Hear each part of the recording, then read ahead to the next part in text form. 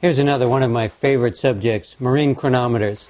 A lot of you may have read the book Longitude by Davis Sobel that talks about Harrison and the development of accurate timekeeping for determining longitude at sea.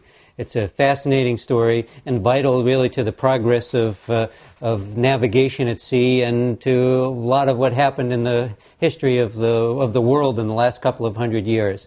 Because before they could have an accurate enough timekeeper to determine where they were at sea in a east-west direction, a lot of fleets got wrecked on rocks or got lost or thought they were sailing to Bermuda and ended up in Florida. It was a major accomplishment, and the English Navy recognized early in the 1700s that they needed a way of finding the longitude, and the way they did it was with marine chronometers.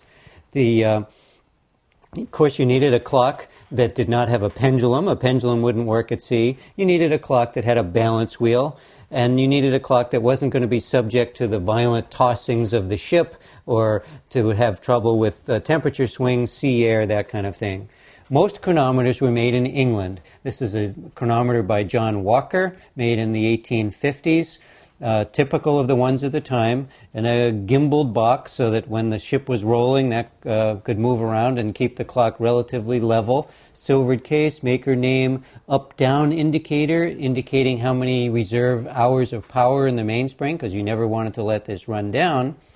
I have one on display here next to it ticking, which this is a very rare chronometer made by William Bond in Boston, also in the 1850s, one of the few American chronometer makers of the time.